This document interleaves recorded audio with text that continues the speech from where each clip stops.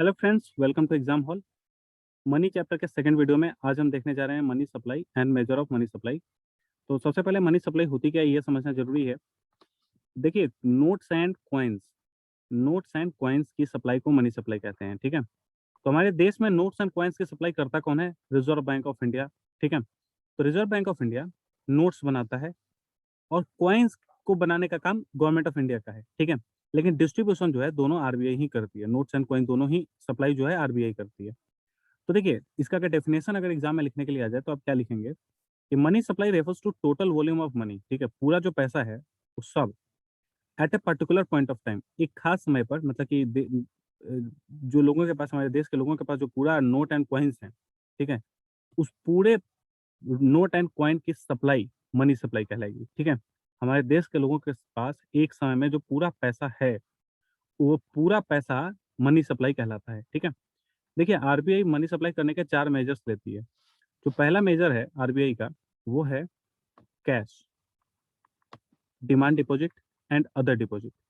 3 format को मिलाकर के एक मेजर है। ठीक है, मतलब आरबीआई ने कमर्शियल बैंक को कहा है कि आप कैश की लेन-देन करेंगे।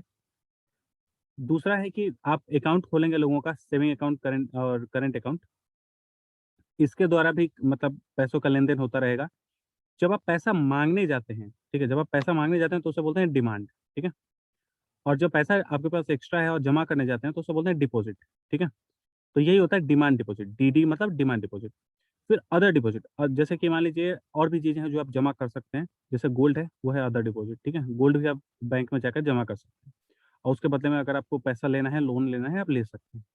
तो ये सब ये हो गया cash, demand deposit and other deposit, ये हो गया एक मेजर। ठीक है, अदर डिपॉजिट एक मेजर होगा। ठीक है, दूसरा मेजर क्या है? जैसे कि आरबीआई ने ये देखा कि 1970s के बाद में जैसे-जैसे पॉपुलेशन बढ़ने लगी और इकोनॉमिक ग्रोथ भी होने लगा, तो आरबीआई को ज़रूरत महसूस हुई कि देश में अगर तरक्की करनी है इकोनॉमी को, तो लोगों तक मनी की सप्लाई का पहुँचना बहुत ज़रूरी है। ठीक है? तो ऐसे कौन से ऐसे रास्ते हैं जिससे कि लोगों तक जो मनी है उसकी सप्लाई को तेज़ी से पहुँचाया जा सके? तो आरबीआई ने क्या किया कि M1 मेजर को तो रखा ही रखा, साथ में पोस्ट ऑफिसेज़ को भी बैंकिंग सिस्टम की तरह इस्तेमाल करना शुरू किया। इससे क्या हुआ कि जो गाँव के लोग थे वो आसानी से पोस्ट ऑफिसेज़ तक पहुँच सकते थे और यहाँ पे पैसा जमा करना है या पैसा लेना है, ये काम आसान हो सकता था। इसलिए पोस्ट ऑफिसेज़ को जो है आरबीआई ने बैंक की तरह इस्तेमाल करना शुरू किया। तीसरी चीज़ ये है कि जैसे पैसा एक शहर से दूसरे शहर में भेजना है, एक स्टेट से दूसरे स्टेट में भेजना है, तो इसमें डिले ना हो, ज़्यादा समय मतलब कि वेस्ट ना हो, इसके लिए आरबीआई ने कहा कि हम M1 मेजर तो रखेंगे, साथ ही साथ नेट टाइम डिपॉज़िट मतलब अभी आप पैसा जमा कीजिए, जिस आदमी के अकाउंट के में भेजना है, उसे तुरंत उसके पास मैसेज रिसीव हो जाएगा, पैसा उसके पास तुरंत पहुँच जाएगा। तो ये है नेट टाइम डिपॉज़िट, एक जगह से दूसरे जगह तक पैसा भेजने में जो देरी होती थी, उसको खत्म कर दिया। ठीक है? इंटरनेट से बैंकिंग को जोड़ करके और तमाम तरीके के जो टेक्नोलॉजी है उनका इस्तेमाल करके एक शहर से दूसरे शहर या एक स्टेट से दूसरे स्टेट में जो पैसा है, वो तुरंत पहुँचाया जा सकता है अब, यही है नेट टाइम डिपॉज़िट। ठीक है? चौथा है कि आरबीआई ने बोला कि हम तीनों मेजर्स एक साथ यूज़ करेंगे, जिसको जो मेजर मतलब कि ईज़ी लगे वो अपना इस्तेमाल करे। बैंक में आकर के आपको कैश का लेन-देन करना है, कर लीजिए, गोल्ड जमा करना है, कर लीजिए, पोस्ट ऑफिसेज़ से मनी ऑर्डर भेजना है, वो भी कर लीजिए, नेट टाइम डिपॉज़िट है, वो भी कर लीजिए। ये सारे रास्ते जब खुल गए लोगों के लिए एक साथ, तो जो पैसे का लेन-देन है, वो तेज़ी से होने लगा, ठीक है? एक जगह से दूसरी जगह पैसा जो है तेज़ी से पहुँचने लगा। जब एक शहर से दूसरे शहर तक पैसा तेज़ी से पहुँचता है, जल्दी पहुँचता है, इसमें डिले नहीं होता है, तो इकोनॉमिक ग्रोथ तेज़ हो जाती है, ठीक है? इसको ऐसे समझिए कि एक आदमी मान लीजिए रहते हैं, मान लीजिए ये नागपुर में रहते हैं, ठीक है? दूसरा आदमी जैसे दिल्ली में रहता है, तो नागपुर से अगर मान लीजिए पैसा अगर दिल्ली में भेजा जाएगा और तो दिल्ली वाला आदमी कहीं पर कहीं न कहीं ये खर्चा करेगा, ठीक है?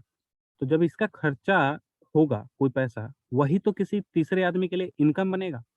एक आदमी दूसरे आदमी तक पैसा भेजे, वो जल्दी से जल्दी पहुँचे। फिर वो आदमी कहीं पे कहीं इन्वेस्टमेंट करता है, कहीं पे खर्च करता है, कोई सामान खरीदता है, इससे तीसरे आदमी को इनकम मिलती है ना? तो एक जगह से दूसरी जगह पैसा पहुँचना बहुत ज़रूरी है, ठीक है? और जल्दी से जल्दी पहुँचना ज़रूरी है।